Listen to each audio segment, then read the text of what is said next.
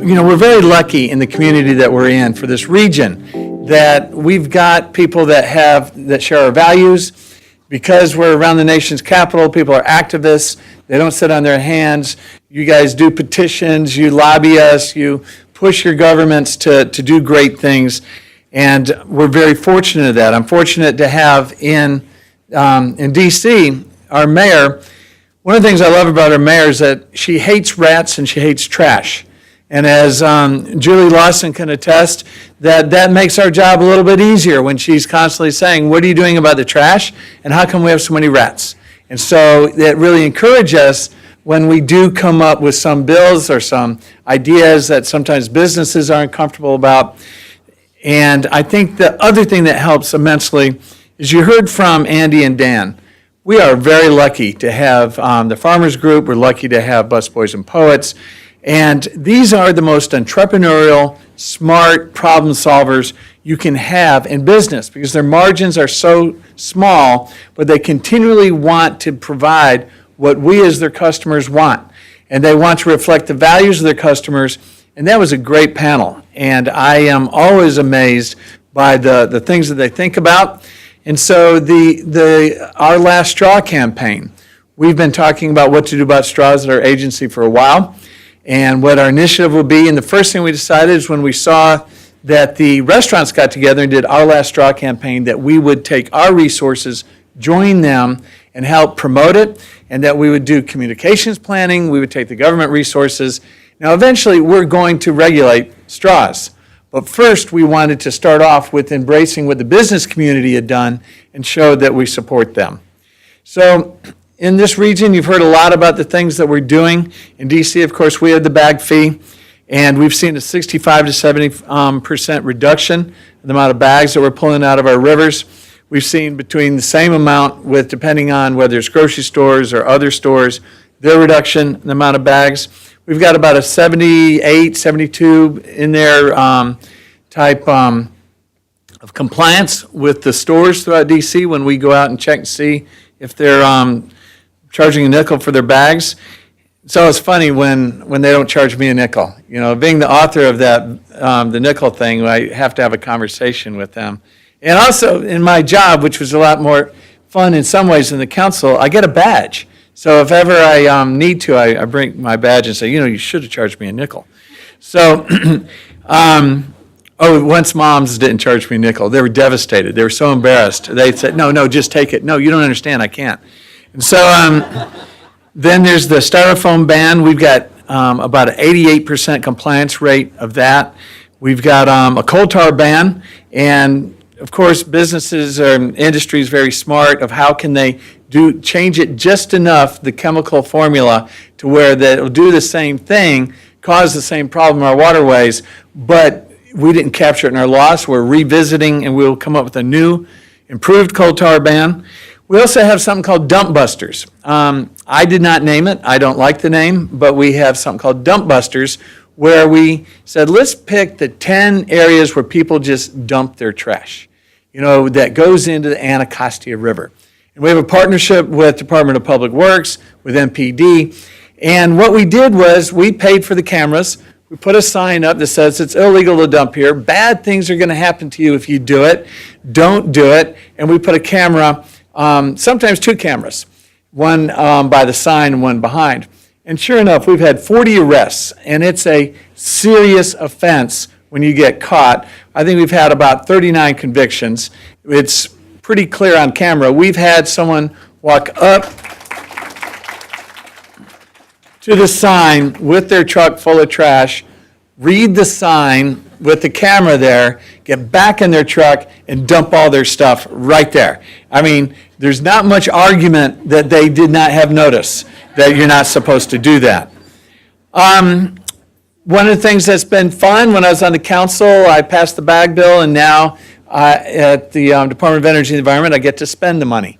I didn't plan that ahead of time, but it is fun. So we've got 9 trash traps. We do free boat tours. We do all sorts of things to lift up the importance and the acknowledgement that we have to clean up our rivers. And so it's beginning to work. So the next challenge, you heard it in some of the earlier conversations, and I think about this a lot. The next challenge is, what are we going to do about plastic bottles? What are we going to do about containers in general, single-use containers? And this is a tough one. There hasn't been a bottle bill in the continental U.S. in over 30-some years. And it's an old model. Bottle bills and deposits, as you know, were passed when they actually wanted the bottles back so they could reuse them. And it turned out to be a great tool for getting them out of the uncaptured waste stream. But getting one passed again for just the purpose of trash control has not worked. So in our trash traps, we're down to where 40 to 60%, every time we get our trash traps from the streams that the Senator talked about and we go through what's in here, between 40 to 60% of the trash in our trash traps now are single-use containers. And while we've been successful in bags, styrofoam, coal tar, and other things, we've got to figure out bottles. And I think that the way we're going to have to do this is we have to come up with a new paradigm. We're going to have to work with those that profit from the sale of these containers and what's in it, and work with them to figure out a way to capture and be accountable for this product. Now, Coca-Cola has on their mission statement, in fact, all these companies, Nestle, Pepsi, all of them have in their mission statement something to do with the environment and something to do with trash and recapturing trash, because they know eventually there's going to be hell to pay when people are so angry about the amount of trash that's been produced in our environment that there will be a cost to that. So Coke has in their mission statement that they will reclaim all their packaging and recycle a portion, but all their repackaging or the equivalent of what they sell by 2030. So they know where the future is.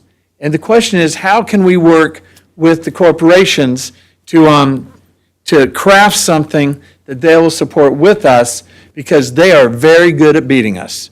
When I think about the fact that there was a ban on bottled water at the Grand Canyon, one of our nation's most treasured resources, and then they were able, the International Bottling Water Association, were able to get the government to rescind that ban so that people have the disposable bottles all through the Grand Canyon. And then it's the same association that sponsors Earth Day. We know the disconnect. We know that Keep America Beautiful is the companies that are in Keep America Beautiful are DART. DART makes most of their money on styrofoam and those kinds of products. That Keep America Beautiful, it's Nestle, the American Chemistry Council, and these other, Coca-Cola and these other groups.